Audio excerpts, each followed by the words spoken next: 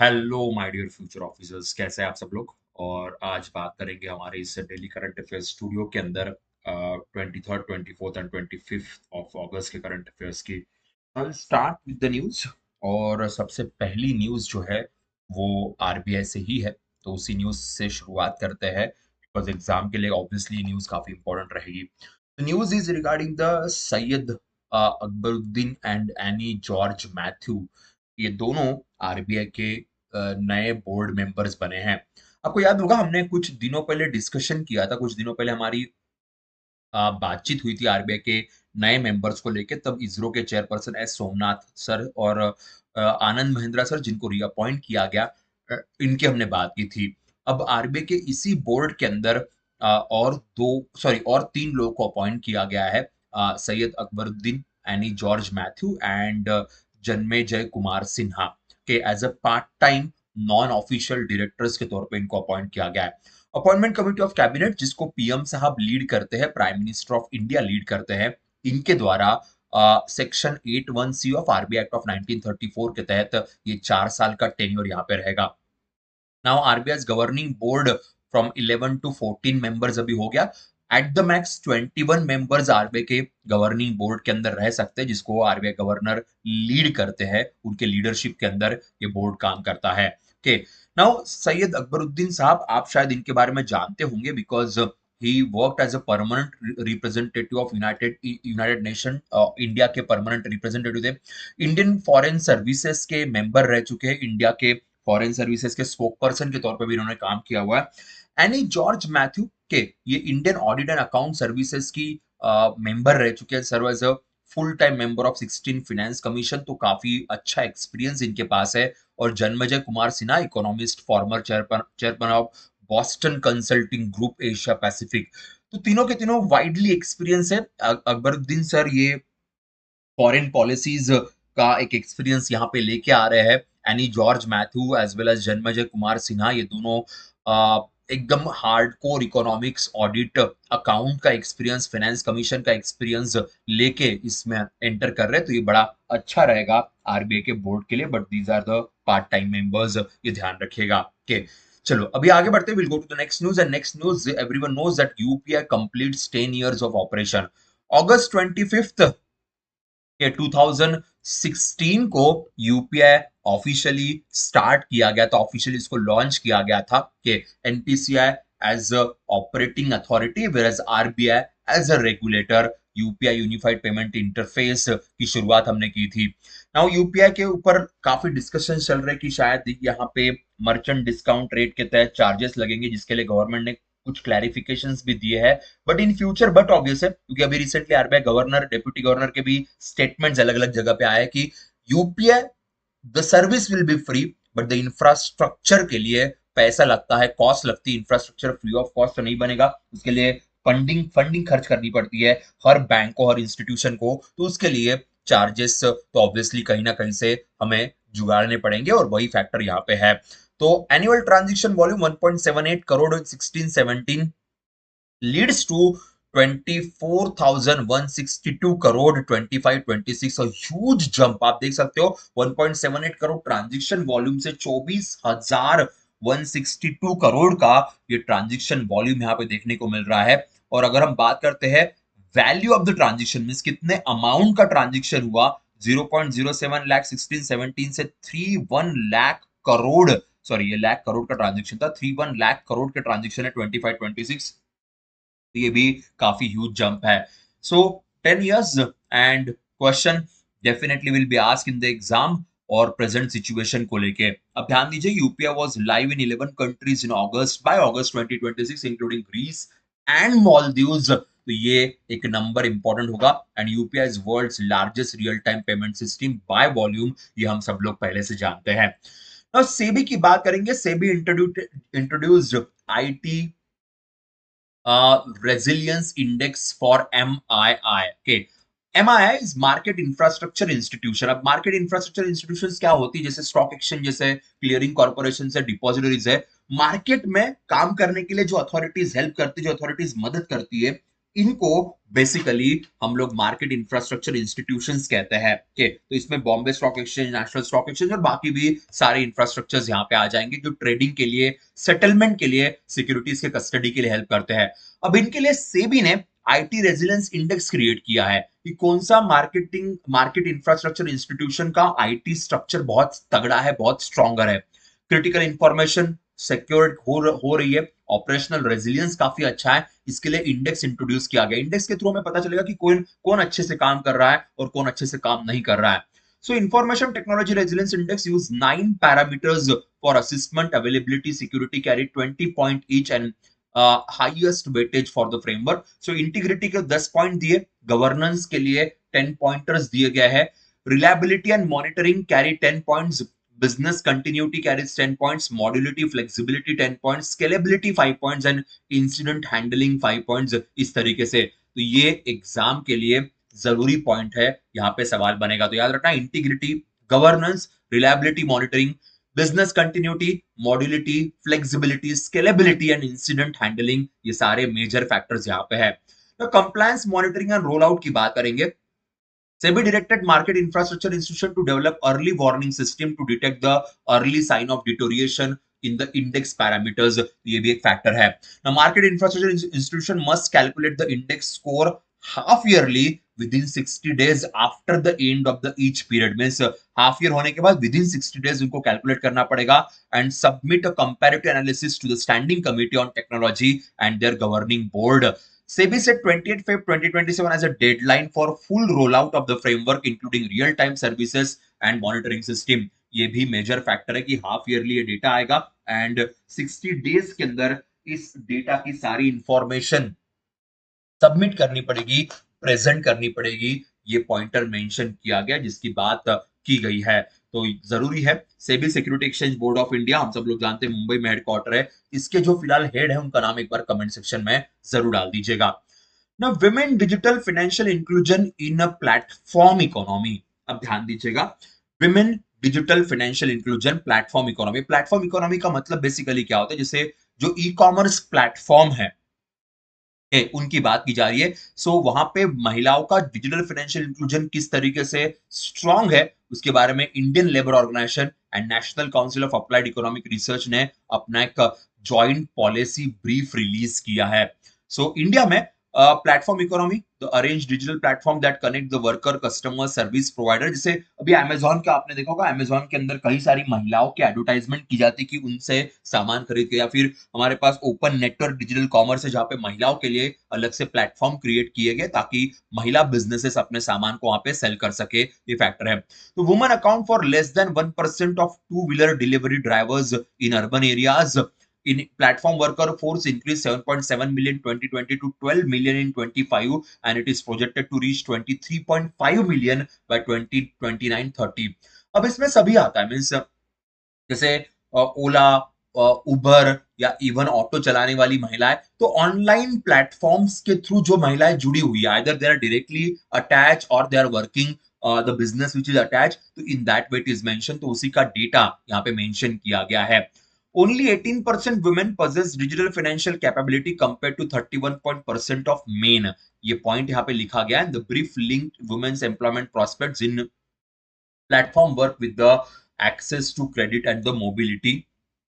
तो ये भी एक पॉइंटर ध्यान रखिएगा, एग्जाम के लिए काफी जरूरी और काफी इंपॉर्टेंट बन जाता है। तो ये जो बैक टू बैक न्यूज हमने कवर की, इन सारे न्यूज के अराउंड क्वेश्चंस बहुत सारे पूछने के चांसेस बहुत ज्यादा है, ध्यान रखिए। ठीक है, चलो मैं आगे बढ़ता हूं। Will go to the next news. The next news is about the India lifts export ban on the wheat flour products. के व्हीट के जो प्रोडक्ट्स है के उनका एक्सपोर्ट गवर्नमेंट ऑफ इंडिया ने प्रोहिबिटेड टू फ्री में कन्वर्ट कर दिया 24 अगस्त को विद इमीडिएट इफेक्ट। के so maida, semolina, whole wheat atta, resultant atta के इन सब के ऊपर रेस्ट्रिक्शंस लगाए गए थे 2022 में। रेस्ट्रिक्शन लगाने का रीजन ये था बिकॉज यूक्रेन रशिया वॉर के बाद काफी सारा प्रॉब्लम चल रहा था वर्ल्ड में वीट को लेके, बिकॉज यूक्रेन एंड रशिया दोनों कंट्री वीट प्रोडक्शन में काफी स्ट्रॉन्गर है।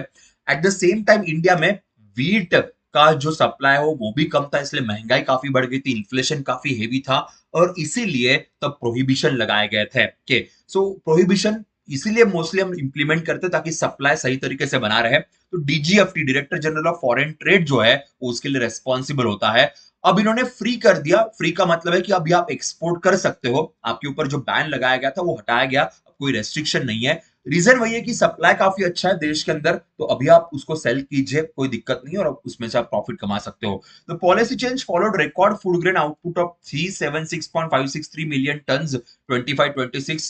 India's wheat policy often been linked to domestic availability, public distribution requirement and the retail price management, जिसकी मैं बात कर रहा था कि ये सारे restrictions इन्हीं वजह से यूजुअली लगते हैं। और सबसे बड़ा रीजन, यूक्रेन रशिया वॉर के बाद डिमांड काफी बढ़ गई थी, पर वो demand at the same time India के लिए प्रॉब्लमेटिक भी बन रही थी। नहीं तो अदरवाइज अगर प्रोडक्शन काफी अच्छा होता उस समय, तो वर्ल्ड का सबसे बड़ा वीट सप्लायर इंडिया आराम से बन जाता उस टाइम पे।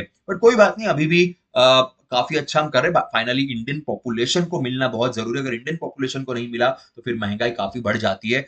Sugar is one of the example of that. NITI Aayog reports flag skilling gaps in India. India में स्किल गैप बहुत ज्यादा है, ऐसा नीति आयोग का रिपोर्ट कहता है। Skill development labour employment division का ये रिपोर्ट है जो रिसेंटली प्रेजेंट किया गया। और उनके हिसाब से इंडिया में देखो 8.7 crore Indian youth age 15 to 29 in the NEET category which stands for not in education. ये नीट अलग है, okay, this NEET is different, तो यहां ध्यान रखना, not in education employment and training. The estimate used finding 78th round of national sample survey conducted 21. The report also stated that only 8.25% of college graduates in India work in roles aligned with their class qualification. ये भी एक major factor है। जैसे बहुत सारे engineers obviously banks में काम कर रहे हैं, मेरे जैसे डॉक्टर्स आपको पढ़ा रहे हैं, तो जिसमें आपने ग्रेजुएशन किया उसी में जॉब केवल 8.25% लोग कर रहे हैं, बाकी सब जगह पे अलग अलग बिखरे हुए हैं। स्पेशली गवर्नमेंट एग्जाम्स का बहुत बड़ा इंपैक्ट इंडिया में देखने को मिलता है। दोस्तों एग्जाम में क्वेश्चन इस नीट को लेके पूछा जाएगा और बहुत सारे लोग 100% यहाँ पे गड़बड़ करेंगे, ये ध्यान रखिएगा। एंड यहाँ पे जो फाइंडिंग्स है 2021 के नेशनल सैंपल सर्वे के हिसाब से कंडक्ट की गई है, तो ये भी जरूरी है हमारे एग्जाम के लिए। So report recommended introducing general employability entrepreneurship skills और जीईएस, ये एक नया फुल फॉर्म फ्रॉम ग्रेड 6 से इंट्रोड्यूस करने की बात की है। Kaushal tracks from the grade 9 as structure vocational pathway with the school system, and these relates employability skill vocational education in India.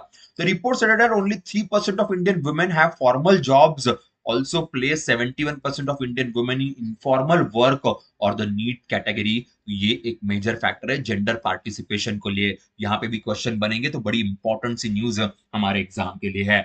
आगे बढ़ते हैं, will go to the next news. Mumbai enters IWG work from anywhere index. So India become the only Indian city, the fourth annual Work from Anywhere Index published by International Workplace Group 2026. City scored 77 out of 100, ranked 50th globally, ahead of London and Miami in the same index. अब ये index क्या है? Work from Anywhere Index is the annual index ranking assess location from remote work and flexible working condition. Okay. इस मामले में अगर हम बात करें यहाँ पे climate, broadband speed, accommodation, transport, food culture, flexible workplace, ये अवेलेबिलिटी मुंबई में काफी ज्यादा है। okay. बहुत सारे शहर है, जैसे अभी बात करते कि इंडिया में वर्क फ्रॉम एनीवेयर काफी इजीली अवेलेबल हो सकता है, बट क्योंकि इंडिया में सर्विस सेक्टर बहुत ज्यादा, सर्विस सेक्टर का काम आप कहीं से भी कर सकते हो। अनफॉर्चुनेटली इंडिया में काफी कंपनीज के ईगो के चक्कर में ये प्रॉब्लम बहुत ज्यादा होती है। के अब देखो, Mumbai score well on transport affordability, flexible workplace, climate, accommodation. के the city received lower scores in broadband quality, local events and happiness index. यहाँ पे लो क्वालिटी, क्योंकि लोकल इवेंट्स इंडिया में बहुत ज्यादा होते हैं, के जिस चक्कर में प्रॉब्लम हो सकती है। ब्रॉडबैंड क्वालिटी थोड़ी सी कम अगर मुंबई में, तो बाकी जगह पे तो ऑब्वियसली कम रहेगी। हैप्पीनेस इंडेक्स तो पूरे देश का ही कम है। ट्रांसपोर्ट अफोर्डेबिलिटी है, लोकल सर्विसेज काफी स्ट्रॉन्ग है, फ्लेक्सिबल वर्क स्पेसेस अवेलेबल है, यस मेरा खुद का एक्सपीरियंस है। क्लाइमेट ऑब्वियसली ह्यूमिड है, but it's not that bad, के एकदम एक्सट्रीम नहीं है। एंड अकोमोडेशंस हाँ महंगे हैं, नो डाउट अबाउट दैट, पर मिल जाते हैं आराम से, सो ये भी एक फैक्टर है। तो इसीलिए मुंबई इकलौता सिटी है भारत का जो इस इंडेक्स के अंदर है।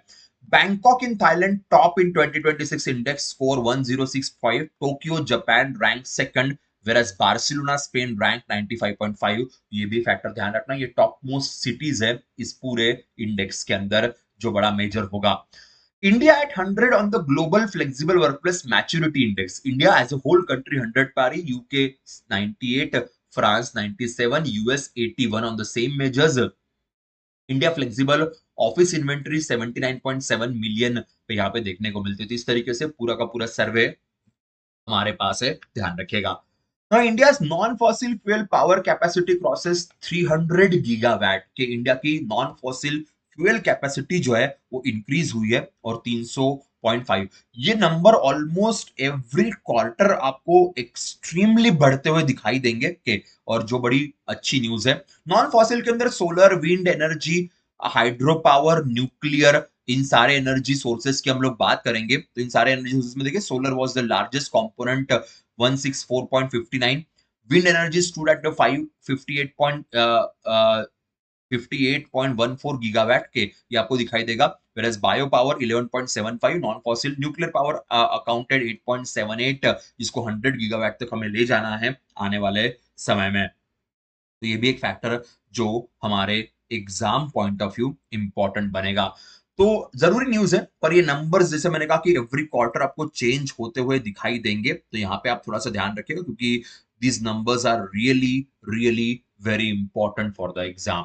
Now, government approves PPP lease for 11 airports. PPP public private partnership की लीज है कि जो 11 एयरपोर्ट पे दी जा रही। तो एयरपोर्ट अथॉरिटी ऑफ इंडिया अपने काम को कम कर रहा है और प्राइवेट को इन्वॉल्व ज्यादा कर रहा है। बड़े एयरपोर्ट वैसे भी प्राइवेट के पास है, अब छोटे एयरपोर्ट्स की बात करेंगे 50 इयर्स का ये लीज यहाँ पे प्रोवाइड करने की बात की जा रही है। तो प्राइवेट पार्टीज जैसे इंदिरा गांधी इंटरनेशनल एयरपोर्ट ले लीजिए न्यू दिल्ली वाला, या फिर मुंबई एयरपोर्ट छत्रपति शिवाजी टर्मिनल्स की बात करें, sorry Chhatrapati Shivaji international airport की बात करेंगे। जितने भी बड़े बड़े एयरपोर्ट्स है, all these airports you will see the private parties are handling these airports. अभी जो 11 एयरपोर्ट्स की बात करेंगे ये 5 बंडल्स में अमृतसर कांगड़ा, वाराणसी गया कुशीनगर, भुवनेश्वर हुबली, रायपुर औरंगाबाद, अब ये और तिरुचिरापल्ली तुपाती के। अब ये क्या है, इसका मतलब है कि जो एक प्लेयर होगा के वो बंडल में यहाँ पे अप्लाई कर सकता है कि भाई ये 3 एयरपोर्ट में हैंडल करूंगा, 2 एयरपोर्ट में हैंडल करूंगा, इन that way. So private participation ताकि इंफ्रास्ट्रक्चर सही तरीके से बन सके, ये मेजर फोकस है। इंडिया प्लान्स भारतीय अंतरिक्ष स्टेशन बाय 2035। इसरो ने भारत का अपना खुद का जो इंटरनेशनल, जैसे इंटरनेशनल स्पेस स्टेशन है वहां पे इंडिया का इन्वॉल्वमेंट नहीं है, इंडियन एस्ट्रोनॉट्स जाते हैं पर India is not directly involve in that. So हम खुद का अंतरिक्ष स्टेशन क्रिएट करना चाहते हैं बाय 2035। सो इसरो कंप्लीटली उसी के ऊपर काम करेगी। आपने न्यूज सुनी होगी कि बाकी जितने भी ऑपरेशन है इसरो के सैटेलाइट लॉन्च वाले, वो सारे भी प्राइवेट को हैंड ओवर किए जा रहे हैं और ये जो बड़े बड़े रोल है यही इसरो भी हैंडल करने वाली है। जस्ट लाइक नासा के तरह ही इसरो का भी फंक्शन इंडिया में उस तरीके से वर्क करेगा। गगनयान प्रोग्राम हमारा है जो जिसके ऊपर ऑलरेडी काम चल रहा है, नेक्स्ट ईयर वो लॉन्च किया जाएगा। चंद्रयान प्रोग्राम के ऊपर हम काम कर रहे हैं, मंगलयान प्रोग्राम हमारे पास है। अब ये भारतीय अंतरिक्ष स्टेशन 2035 तक हम लोग क्रिएट करेंगे, ऐसा कहना है। So low orbit 400 to 450 kilometer altitude. The Prius will have 5 modules, total mass of 52 tons. Gaganyaan program is India's first human space flight program जो इसरो लॉन्च की है। तो चाइना के बाद अभी इंडिया भी इस चीज के ऊपर वर्क कर रहा है। India's first indigenized AK-203 Sher rifle test fire in Amethi के। सो Indo Russia rifle private limited नाम की कंपनी है जिसके द्वारा इसे क्रिएट किया गया। 100% ये AK-203 राइफल इंडिया में क्रिएट की गई जिसका नाम शेर रखा गया है कि कोरवा ऑर्डिनेंस फैक्ट्री अमेठी के अंदर इसे बनाया गया। इसका रिसेंटली टेस्टिंग किया गया है कि तो ये फैक्टर याद रखना, 700 राउंड्स पर मिनट यहां से शूट किए जाएंगे और 800 मीटर्स का इफेक्टिव रेंज यहाँ पे बोली गई है इस राइफल के लिए। टेस्टिंग हुई है, अभी ऑफिशियली इंट्रोड्यूस नहीं किया, पर यहाँ पे रशिया इंडिया मिलके पर पूरा प्रोडक्शन भारत के अंदर है। Rajnath Singh approves DRDO missile technology transfer to Indian industries. DRDO missile technology ये भी अभी प्राइवेट इंडस्ट्रीज को ट्रांसफर करने की बात की जा रही है कि डीआरडीओ रिसर्च वर्क करता है कि रिसर्च वर्क करने के बाद जो कमर्शियल प्रोडक्शन है वो डीआरडीओ नहीं करती है। वो जो कमर्शियल प्रोडक्शन है, ट्रांसफर ऑफ टेक्नोलॉजी, वो प्राइवेट कंपनीज को किया जाता है। अब इसके अराउंड भी काफी बवाल चल रहा है हमारे देश में। इसरो और डीआरडीओ दोनों के फंक्शंस कर्टेल हो रहे हैं और ऑटोमेटिक जब बड़ी-बड़ी गवर्नमेंट ऑर्गेनाइजेशन के फंक्शंस कर्टेल होते हैं, तो इसका मतलब वहाँ पे जॉब अपॉर्चुनिटीज भी कम हो जाती है, ये भी ध्यान रखना। CBN and Pharmaxil sign MOU for pharma export. Central bureau of narcotics and pharmaceutical export promotion council, इन्होंने MOU साइन किया है। CBN का हेडक्वार्टर ग्वालियर मध्य प्रदेश के अंदर आता है, और यह है कि लेजिटिमेट फार्मास्यूटिकल एक्सपोर्ट। देखिए बहुत सारी ऐसी मेडिसिन है जहाँ पे नार्कोटिक्स का यूज होता है, ओपियम, पॉपी, इसका यूज होता है कि जो यूजुअली अलाउड नहीं है, ठीक। बट यहाँ पे हमने एग्रीमेंट ये साइन किया हुआ है कि इन चीजों को मेडिसिन पर्पस के लिए अलाउ किया जाए, for that purpose. So medicine purpose के लिए अगर एक्सपोर्ट हो रहा होगा, इंपोर्ट हो रहा होगा, तो फिर ये चीजें अलाउड रहेगी, यही फैक्टर यहाँ पे है। तमिलनाडु लॉन्चेस अन्नपूर्ण पुरानी super 6 LPG scheme. Tamil Nadu government ने कहा कि अन्नपूर्णी सुपर 6 स्कीम के अंदर 6 सिलेंडर्स जो है डोमेस्टिक ये प्रोवाइड किए जाएंगे। सो पोंगल के टाइम पे ऐसे पॉलिसी का उन्होंने इस पॉलिसी को उसके साथ लिंक किया हुआ है, and that is a major factor. जैसे हमारे पास प्रधानमंत्री उज्ज्वला योजना है 2016 में क्रिएट की, उसी का वर्जन जो है स्टेट गवर्नमेंट ऑफ तमिलनाडु ने स्टालिन साहब पहले सीएम थे, अभी विजय साहब ने इसको अनाउंस किया हुआ है, ये फैक्टर ध्यान रखिएगा आपके। आगे बढ़ते, all India institute of Ayurveda Mitra course for Ayurveda based maternal wellness. So Garbhini Mitra नाम का एक कंसेप्ट है, कोर्स लॉन्च किया गया है। 6 month offline pregnant program is design to train community level support personnel non clinical maternal wellness guidance. So Ayurveda based ये wellness program है। यहाँ पे डॉक्टर्स को कोर्स नहीं है, ये ऑफलाइन कोर्सेस है जो नॉन क्लिनिकल मैटरनल वेलनेस के लिए हेल्प करेगा। तो आयुर्वेदा का भी इन्वॉल्वमेंट होता है, कई बार लोगों को पता नहीं होता कि Ayurveda is also involve in the surgeries, in the pregnancies and all, कि काफी फेमस डॉक्टर्स इसके अराउंड काम करते हैं, यही फैक्टर यहाँ पे है। तो ये कोर्सेस लॉन्च किए गए, मंडे टू फ्राइडे कोर्स होगा 3 PM to 5 PM, and 20 students पर बैच यहाँ पे लिए जाएंगे, ऐसा कहना है। 10+12 एग्जामिनेशन अगर क्लियर की होगी और 18 ईयर ओल्डर है तो उनको यहाँ पे एंट्री दी जाएगी, ऐसा उनका कहना है, तो ये भी एक मेजर फैक्टर है। The publication division means 7 honors in FIP Excellence Book Production Award. अब publication division of ministry of information broadcasting government of India के, उन्होंने 7 अवार्ड जीते हैं के under federation of Indian publishers award excellence book production. So government of India भी काफी सारे books publish करती रहती है, तो उसी को ये अवार्ड मिला हुआ है, यही फैक्टर है। ये अवार्ड इंडियन अवार्ड है, कोई फॉरेन कंट्री का अवार्ड नहीं है, तो ये एक फैक्टर है। अब लास्ट में मैंने एक न्यूज डाली है, major labour market indicators in India. India में लेबर मार्केट के लिए हमारे पास अलग अलग इंडिकेटर्स है, labour force participation rate, weekly participation rate, unemployment rate के, पीरियोडिक लेबर फोर्स के। सो इन सब का सारा डेटा एक साथ यहाँ पे मेंशन किया है। अभी ईपीएफओ की एग्जाम के लिए अगर आप प्रिपेयर करो तब उसके लिए हेल्पफुल रहेगा, इवन बैंकिंग और आरबीआई ग्रेड भी है, बाकी भी एग्जाम्स के लिए जरूरी फैक्टर होगा। तो लास्ट में मैं हमेशा एक बड़ी न्यूज डाल देता हूँ जो काफी सारी चीजें आपके लिए इंपॉर्टेंट तरीके से प्रेजेंट करती है। That's it guys from my side, will see you in the next time, bye bye, take care, safe रहिए, सुरक्षित रहिए और पढ़ते रहिएगा, बाय।